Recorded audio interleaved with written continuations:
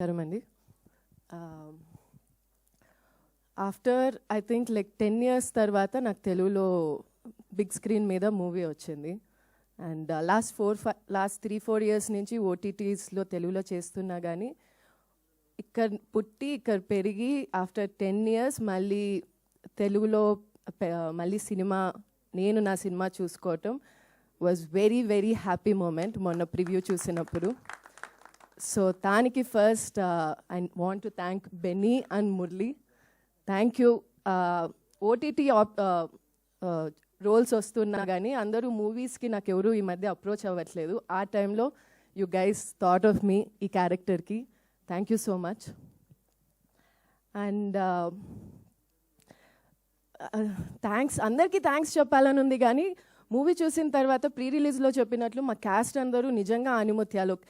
Story విన్నప్పుడు ఈ caste ఉంటుంది అని తెలిసినప్పుడు ఎంత ఎగ్జైట్ అయ్యానో మొన్న మూవీ చూసిన తర్వాత అసలు ఒక్కొక్క పర్ఫార్మెన్స్ చూసి I was like wow what brilliant acting అనిపించింది. సో రియలీ మా క్యాస్ట్ అందరూ ఆనిముత్యాలు. ఆ ఆనిముత్యాల మధ్యలో నేను ఒక ముత్యమైనందుకు చాలా సంతోషంగా ఉంది.